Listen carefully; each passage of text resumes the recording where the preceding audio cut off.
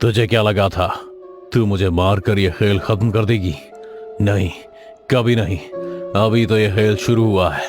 मैं आज मर रहा हूं, लेकिन कल कोई और आएगा जो इस खेल को आगे बढ़ाएगा। याद रख।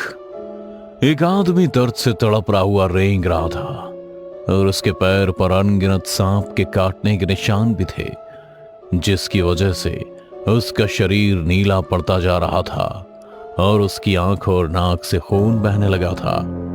जहर इतना खतरनाक था कि उस शख्स का चेहरा तक नीला पड़ गया था, पर इतना दर्द सहने के बाद भी उसने रेंगना नहीं छोड़ा।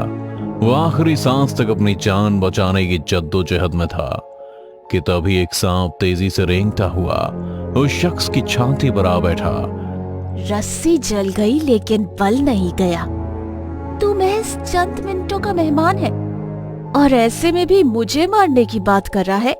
कमाल है तू भी। पर तू चिंता मत कर, ये खेल चाहे कोई भी खेले, जीतूंगी मैं ही। इतना कहकर वो सांप उस शख्स की गर्दन के चारों ओर लिपटने लगा। उसकी पकड़ इतनी तेज थी कि मजबूरन उस शख्स को चीखने के लिए अपना मुंह खोलना पड़ा, और उस शख्स के मुंह खोलते ही वो सांप उसके मुंह में घुस गया, जिससे वो शख्स और तेजी से छटपटाने लगा और देखते ही देखते बेहद भयानक तरीके से उसकी मौत हो गई।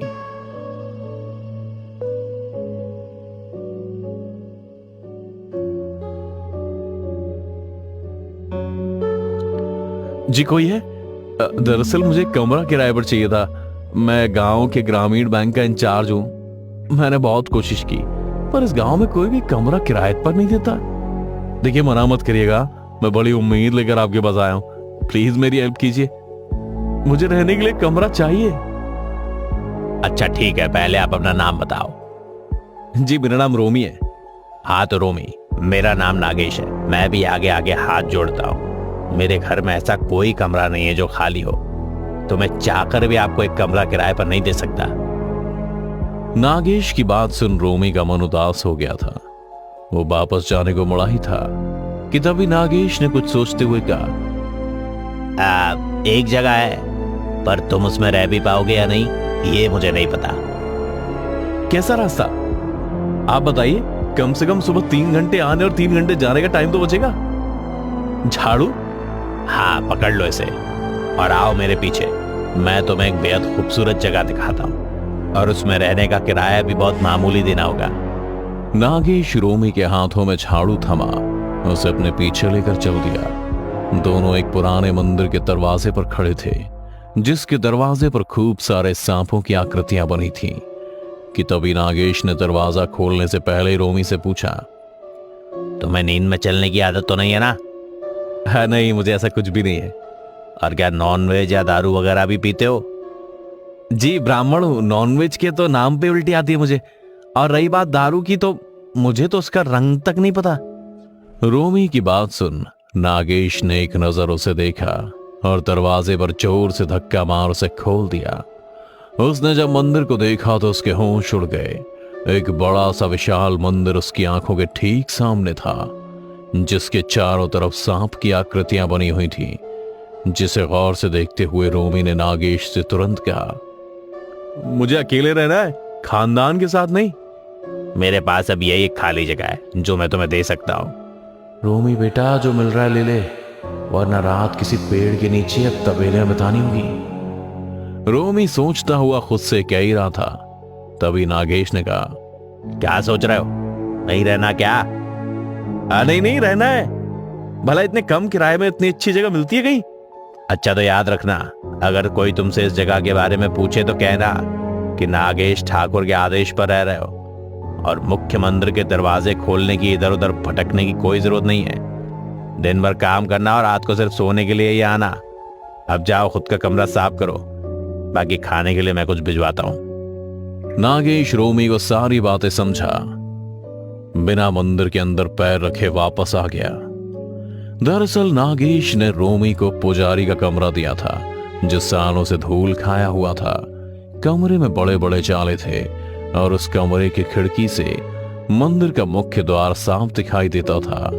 घंटों की मेहनत के बाद रोमी ने कमरा साफ कर दिया था। और अब शाम होने को आ गई थी, पर रोमी इतना थक चुका था कि वो बाहर से कुछ खरीद कर खाने की हालत में नहीं था। वो भूखे पेट ही बिस्तर पर लेटा था कि तभी किसी ने मंदिर का दरवाजा खटखटाया। रोमी भी थकान से अधमरा हो चुका था और जैसे उसने दरवाजा खोला तो चौंक गया। नागेश की बड़ी बेटी गहना रोमी के लिए खाना लेकर आई थी। लीजिए, बाबा ने आपके लिए खाना भिजवाया है। रोमी ने पहले तो उस लड़की को ऊपर से नीचे एक नजर प्यार से देखा, फिर बिना कोई तर्क किए खाना ले लिया। अच्छा, आप भी आइए अंदर, कुछ देर साथ बैठिए, मेरा भी मन लग जाएगा। नहीं, बाबा ने मंदिर के अंदर जाने से मना किया है। हमारे परिवार का कोई भी सदस्य इस मंदिर में कदम नहीं रख सकता, वरना वो जाग जाएगी। कौन जाग जाएगी? किसकी बात कर रही हैं आप? रहने दीजिए, आप शहर के लोग ये सब नहीं समझेंगे। इतना कहकर गहना बिना रुके अपने घर को चल दी। रोमी भी खाना खा गहरी नींद में सो चुका था। अगले 5 दिन तक तो रोमी बैंक से मंदिर और मंदिर से बैंक ही आता जाता रहा, लेकिन आज शनिवार था, इसलिए बैंक की छुट्टी के कारण वह पूरा दिन मंदिर के कमरे में ही रहा। गहना रोज की तरह सुबह और शाम का खाना रोमी को पहुंचाया करती थी। रोमी भी रोज एक नजर प्यार से उसको देखता, मानो जैसे उसके दिल और पेट की भूख एक साथ मिट रही थी। पर आज रोमी ने मन बना लिया था कि वो आज गहना से बात करके ही रहेगा। इसी फिराक में जब शाम को खाना देने गहना मंदिर आई तो उसने दरवाजा नहीं खोला। गहना भी बहुत देर से दरवाजा पीटती रही, पर रोमी मंदिर के अंदर कोने में छिपा गहना को देख रहा था। बहुत देर के बाद जब रोमी ने दरवाजा नहीं खोला तो गहना उसकी चिंता में मंदिर के अंदर आ गई। गहना ने मंदिर में कदम रखा ही था कि मंदिर में तेज हवाएं चलने लगी, घंटियां अपने आप बजने लगी और मंदिर का मुख्य द्वार अपने आप ही खुल गया, जिसके अंदर एक शिवलिंग रखा था और उस शिवलिंग को लपेटे एक विशाल नागिन सोई पड़ी थी। पर दरवाजे के खुलते ही वो नागिन हरकत में आ गई और गहना ये सब अपनी आंखों के सामने होते हुए देख रही थी। तो आखिरकार तुम्हें मंदिर के अंदर आना ही पड़ा। मैं पूरा दिन अकेले बोर होता हूँ, कोई दो बात करने को नहीं मिलता।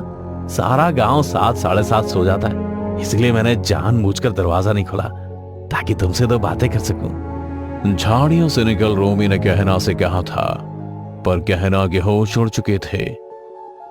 उसने हड़बड़ाते हुए कहा, मैंने कहा था ना, तुम शहर के लोग कभी नहीं समझोगे। अब भागो यहाँ से जल्दी, वो जाग गई है। गहना ने चौंकते हुए रोमी से कहा और उसका हाथ पकड़ वो मंदिर से बाहर जाने को हुई ही थी कि मंदिर का दरवाजा अपने आप ही बंद हो गया। ये सब देख रोमी भी डर गया था।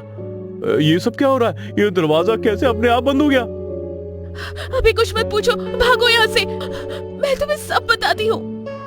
गहना की बातें रोमी के सिर के ऊपर से जा रही थी, पर इससे पहले कि वो कुछ समझ पाता, गहना उसका हाथ पकड़ दौड़ पड़ी थी और दोनों सीधा पंडित के कमरे, यानी अभी जिसमें रोमी रह रहा था, उसमें जाकर छिप गए। पूरे मंदिर का वातावरण बदल चुका था, चारों तरफ अजीब सी शांति पसर चुकी थी। तभी रोमी ने थोड़ी हिम्मत दिखा, कमरे की खिड़की से बाहर देखा तो उसके पैरों तले जमीन खिसक गई थी। एक बहुत विशाल नागिन मंदिर के मुख्य द्वार पर फन फैलाए खड़ी थी और उसके सामने लाखों सांप रेंग रहे थे, और जिन सांपों की आकृतियां उसने मंदिर की थी, वो सब असली सांप बन उस नागिन के सामने आते जा रहे थे। फिर से हमारे कर्तव्य निभाने की बारी आ चुकी है। लालची इंसानों ने फिर से हमारे भगवान को हमसे छीनने की कोशिश की है, जिसकी कीमत उन्हें अपनी जान देकर चुकानी होगी। ढूंढो उन्हें, वो इसी मंदिर में कहीं छुपे हुए हैं। नागिन की बात सुन सारे सांप एक पल में तितर बितर हो गए और मंदिर के हर कोने में रेंगते हुए रोमी और गहना दोनों को ढूंढने लगे। खिड़की से सब देख रोमी को अपनी आंखों से यकीन नहीं हुआ, तो उसने तुरंत गहना का हाथ पकड़ उसे दीवार से लड़ा दिया और गुस्से से पूछा, ये सब क्या हो रहा है?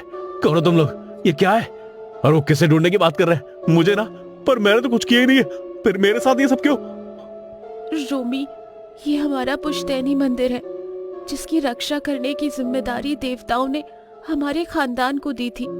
पीढ़ी दर पीढ़ी हम इसकी रक्षा करते आ रहे हैं, लेकिन जैसे जैसे वक्त बदलता गया कर्तव्य में लालच की मिलावट होने लगी। फिर एक दिन मेरे परदादा ने शिवलिंग को चुराने की सोची। तब हमें ये श्राप मिला कि अगर हमारे खानदान में से किसी ने भी इस मंदिर में कदम भी रखा तो वो इच्छाधारी नागिन हमें मार डालेगी। यही कारण है कि मेरे कदम रखते ही मुख्य मंदिर का दरवाजा अपने आप खुल गया और अब वो इच्छाधारी नागिन फिर से अपने शिकार के लिए निकल चुकी है। गहना की बात सुन रोमी टूट गया। उसे लगा कि आज रात के बाद वो जिंदा नहीं बचेगा। वो निराश हो कमरे के कोने में बैठ इस बारे में सोच ही रहा था कि अगले ही पल कमरे में बने एक छोटे से बिल से एक एक करके सैकड़ों सांप निकल रोमी को घेरने लगे। रोमी भी डर के मारे कोने में सिमटे जा रहा था और बारी बारी से सांप उसके जिस्म से लिपटने लगे थे। और देखते ही देखते रोमी का शरीर सांप से ढक चुका था, पर एक भी सांप ने रोमी को काटा नहीं था। सब बस उसके जिस्म से लिपटे हुए फन फैलाए रोमी को ही देख रहे थे। रोमी भी डर के मारे चीखता हुआ सबसे कह रहा था, छोड़ दो मुझे तुम्हारा शिवलिंग नहीं चाहिए, मैं तुम्हारे हाथ जोड़ता हूँ। वो चीखता हुआ कह ही रहा था कि अचानक उसे याद आया कि गहना कमरे से गायब है और अब सांप उसे पूरी तरह से जकड़ कमरे के बाहर ले आए। रोमी इस वक्त खुद नहीं चल रहा था, बल्कि सांप उसे चला रहे थे। कुछ पल बाद ही रोमी नागिन के सामने खड़ा था। ये कौन है? किसको उठा ले आए हो तुम? इसके माथे पर कोई श्राप नहीं लिखा है। नागिन के इतना कहते ही रोमी के जिस्म से लिपटे सारे सांप एकदम अलग हो गए और रोमी एकदम से रिहा हो गया। वो जिंदा बचने की खुशी मना ही रहा था कि तभी कमरे के अंदर से किसी को कहते सुना, बस कर दो दीदी, बहुत लोगों की जान ले ली आपने, अब और नहीं। रोमी ने आवाज का पीछा किया तो देखा कि गहना मंदिर में एक कलश लिए खड़ी है। गहना को मंदिर में देख वो नागिन भी अपने असली रूप में आ गई, जो हूबहू गहना के जैसी दिख रही थी। ये एक और राज रोमी के सामने खुला था, जिसका ना उसे सिर का पता था और ना ही पैर का। नहीं बहना, अगर तूने शिवलिंग का जल अभिषेक किया तो मैं 100 सालों के लिए निद्रा में चली जाऊंगी। ऐसा मत करना बहना, इन इंसानों का कोई भरोसा नहीं है। पर गहना ने उसकी एक नहीं सुनी और कलश से शिवलिंग पर जल डालने लगी। जैसे ही जल की बूंद शिवलिंग पर गिरी, सांप धीरे धीरे गायब होने लगे। उनका अस्तित्व मिटने लगा था। रोमी भी गहना की हम शक्ल को धीरे धीरे धूल होता सांप देख रहा था, पर पूरी तरह से मिट्टी में मिलने से पहले वो इतना कह गए, अगर शिवलिंग को कुछ हुआ तो मैं इसे कभी माफ नहीं करूंगी, माफ। इसके बाद नागिन का अस्तित्व हमेशा हमेशा के लिए खत्म हो गया। इस हादसे के बाद गहना पूरी रात रोमी के साथ ही रुकी और उसे सारा मामला समझाते हुए कहा, रोमी, ये बात सच है कि मेरा खानदान इस शिवलिंग की रक्षा करने के लिए चुना गया था, पर हम थे तो सिर्फ एक इंसान ही, और इस शिवलिंग को पाने के लिए राक्षसों ने भी प्रयास किए थे। तब हमें एक वरदान से नवाजा गया था कि हर पीढ़ी में हमारे खानदान में 2 जुड़वा बच्चे होंगे जो इच्छाधारी नाग होंगे और उन्हें ही इस शिवलिंग की रक्षा करनी होगी। पर 5 पीढ़ियों पहले मेरी बहन नागिन को मेरे परदादा ने धोखा दिया और शिवलिंग चुराने की कोशिश करी। तब से मेरी बहन का मेरे खानदान के लोगों पर से विश्वास खत्म हो गया और उसने कसम खाई कि परिवार का कोई भी अगर इस मंदिर में आया तो वो उसे मार डालेगी।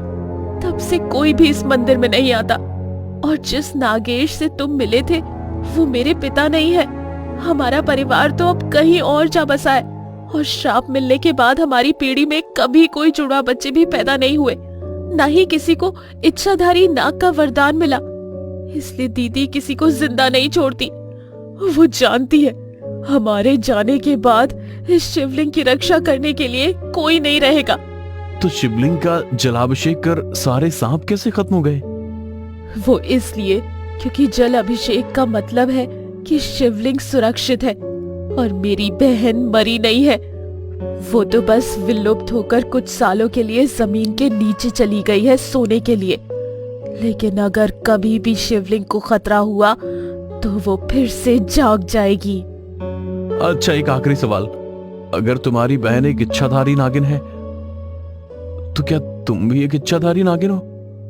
रोमी के इस सवाल पर गहना देखते ही देखते एक विशाल नागिन बन गई, जो रोमी के जिस्म से लिपट उसके ऊपर रेंगने लगी। पर अब रोमी डरा नहीं, बल्कि प्यार से उसे सहलाते हुए मुस्कुराने लगा था।